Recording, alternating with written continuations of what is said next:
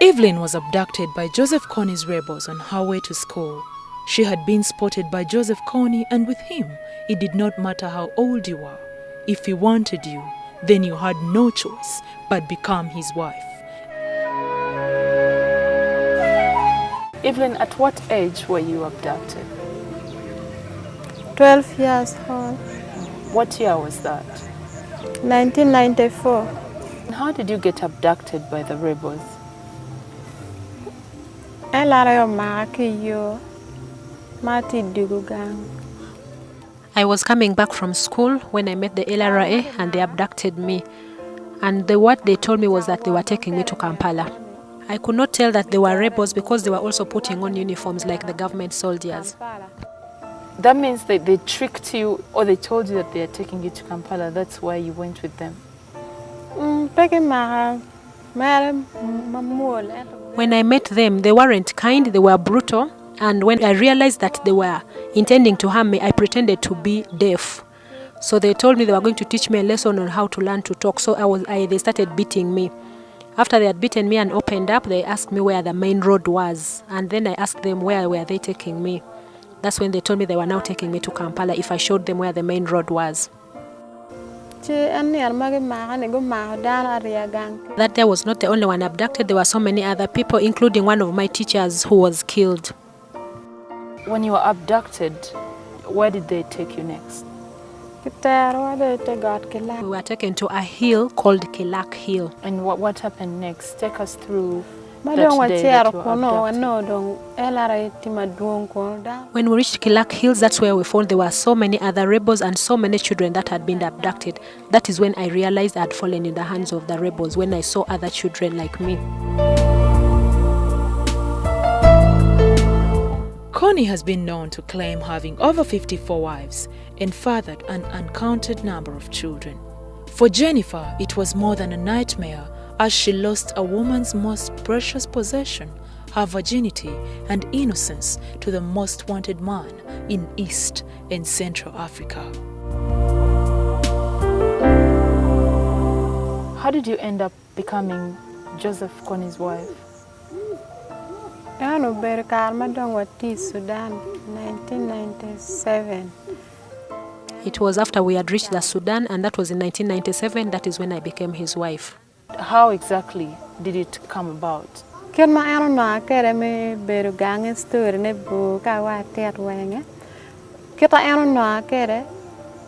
I was abducted, there were other rebel commanders who started fighting over me. Each one wanted to take me. So when they failed to agree, they started beating me up, that I would rather die than any one of them taking them. So it was during that time that I was being beaten so badly that Kony himself came. And when he came, the others ran away. That's how he picked me. He took me to his home. I first became a babysitter to one of his children called Salim. And it was from then on that eventually I became his wife. What age were you when you became Kony's wife? I had turned 15 then. The fact that he found other people beating you up and he they ran away. He more or less saved you from what would have happened. Did you at that point feel proud of him or have a soft spot for him? At that time, I was happy that somebody had come to rescue me. By then, I had not known that was him. Even when you were babysitting his children, what kind of person is he?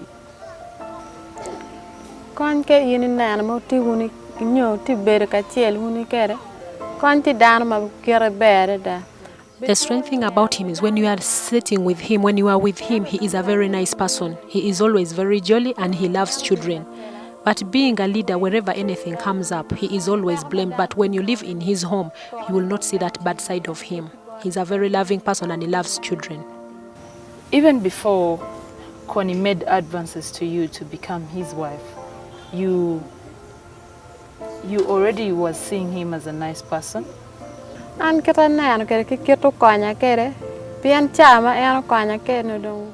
When he rescued me, when I was so badly beaten, I was almost passing out. At that moment, he was really a very, very good person. And I continued respecting him until he turned me into his wife. That is when I started seeing the bad side of him because he was much, much older than me. How many other wives did he have?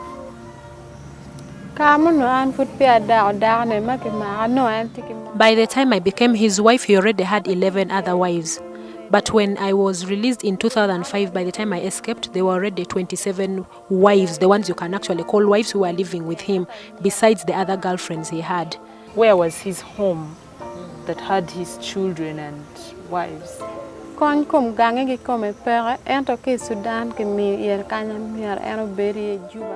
had actually homes he was given by the Sudan government. He had very good homesteads where he would say one of his major homes was in Juba, and it is a homestead like our traditional Acholi homes, where it is a very large homestead with very many huts where his wives and children would stay. When you had just been abducted, rebels actually were fighting for you.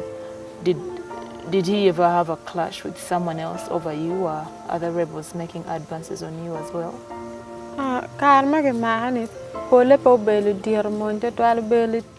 The first people who fought for me were actually younger army rebels. They were not senior, but eventually 2 other senior rebels came in.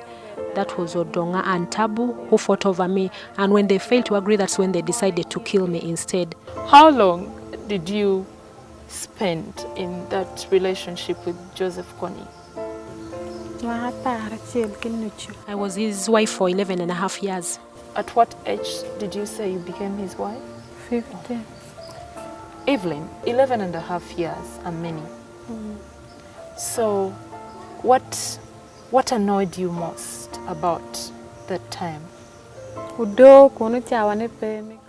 The most challenging part were the tortures that we always went through. And I remember when I was given 250 lashes for a false accusation that I was trying to escape, which was not true. Did you have any children with Joseph Kony? How many were they? I have 3 of his children. I had 4 children with him, but 1 disappeared during the time of fighting. And up now, I still believe the child is with the UPDF, and that was one of the motivation that made me escape from the bush. I remember her name is called Winnie. I had her name also being read over the BBC, but I've never come into contact with that girl. There are 4, but right now I have 3. How did you manage to escape?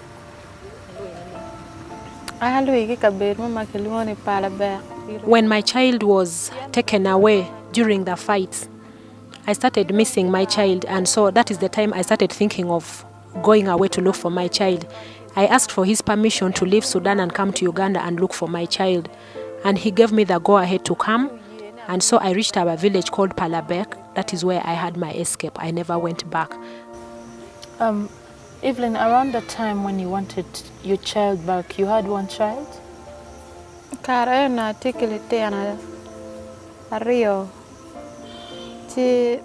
had 2 children then, but I was already pregnant with the other child, and that child was born when I was already back home. How did you manage to facilitate the journey up to home? I was already used to walking because that was our lifestyle. We could walk distances. You walk from Uganda to Sudan, you walk from Uganda to Congo. So it wasn't hard for me. So when the time came for me to live with my children, I actually walked back with them.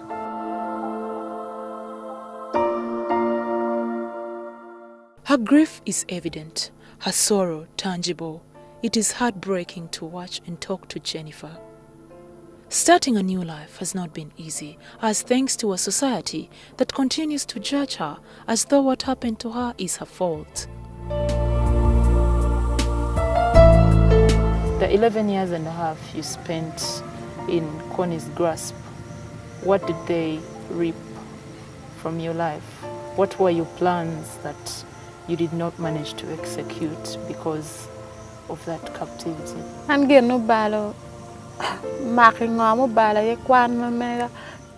The thing that pains me most, I was robbed of my education. most of my siblings and my relatives who remained back home have gone back to school. They are all well educated. That gives me sadness because every time I'm being talked to, I have to be interpreted for. That is the greatest thing that I felt I've lost, my education. When you came back home, how did you, what was the next step? Did you manage to find your family? Madugang, no, where na mukane tie, mukane pe, babana ti makwo, mamana pe. When I came back home, my mother had died. I only found my father and a few of my siblings because I come from Atiak, where the famous Atiak massacre happened, and most of them were actually my relatives. So I found very few people, very few surviving relatives. The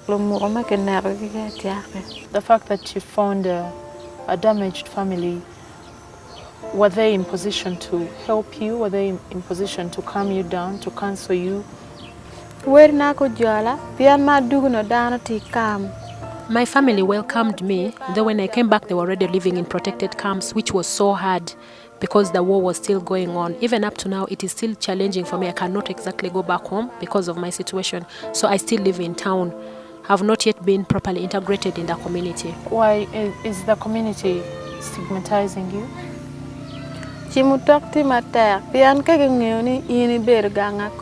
The stigma is still much, especially those of us who came from Kony's immediate home. But I'm not the only one. Even all the other girls that I came back with, they cannot still go back to the actual villages because of the children that we came back with. They don't consider those children as part of the community. So we are always stigmatized. That is why most of us still stay around town. We actually don't have homes to go back to because of the stigma, especially concerning our children. There's something resilient about the human spirit.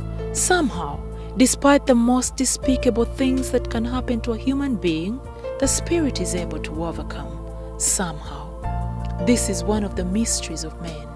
Evelyn's love for her children is simply special. She sees them as her exclusive purpose in life, as they're all she's got.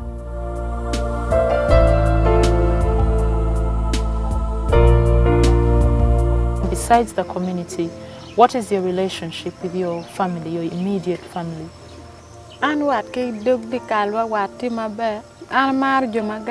My family has not exactly rejected me. They love me.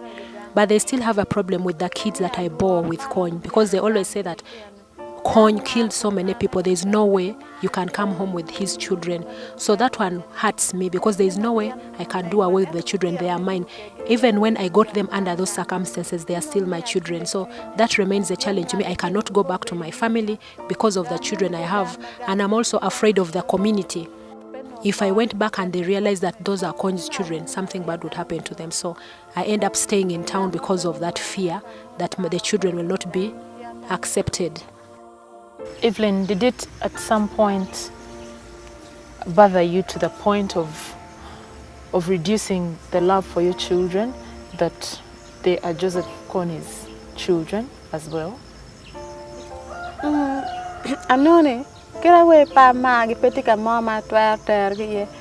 At one point I had contemplated that. I actually tried to look for the relatives of Kony who could take up these children, but I failed to find them. That is when I looked into my life. I realized that is exactly how I'd grown up. I grew up without people close to me because I was abducted when I was very young. So if I abandoned them, they would also go through what I've gone through. So that's when I looked into and I've started loving my children, because none of Kony's relatives has come to claim for their children. I am their only relative, so I love them. I live with them. How are the children now? Are they going to school? My children are fine and they are in school, but sometimes I have a challenge of fees, being an only parent. Sometimes I envy others because they have fathers who could easily cater for school fees or medical bills, but I am the only relative. So when I get challenges with their school fees, I feel bad because I am their only surviving relative. Evelyn, today how do you survive? The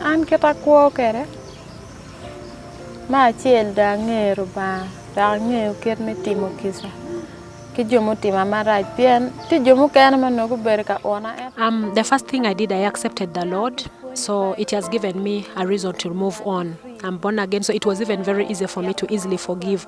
There are so many people who mistreated me while we were in the bush, but I've forgiven them. Then another thing that I do is the ladies that came back from the bush elected me. I'm their chairperson. So we have opened a small advocacy group where we are appealing to the government to give us help, because what we've realized, the one they are focusing on are the former rebels who are male.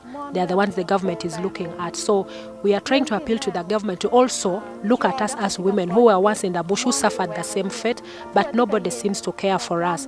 So we are going to the government, we appeal to the EPDF that when they are rehabilitating the men and giving them packages, they should also remember that we, the ladies, were also in that same war. All right. Thank you so much for giving me your story.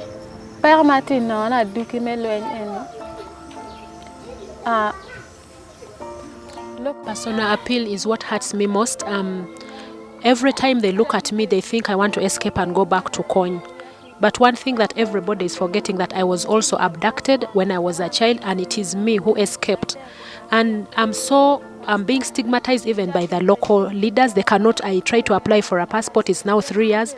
They're always suspicious of me, but I consider myself a Ugandan, and I've always been here. I was abducted and I came back on my own accord. So that is a personal pain that I'm going through. I'm not trusted. Nobody trusts me. They think that I want a passport because I want to escape and go back to him.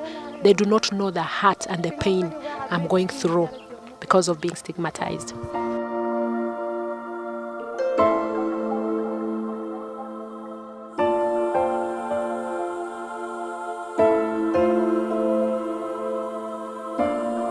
We just heard from Evelyn Amonyi.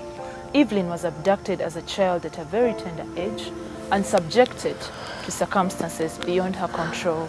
And today she has to deal with a baggage of effects that are hard on her life, on the life of her children, and on her future. The only thing that she is a victim who's trying to survive and get a grip onto life again. Let us try to help Evelyn and people like Evelyn. Life Stories is going to go into a short break. We return shortly with more stories of females that have gone through situations more or less Evelyn's. We'll be right back.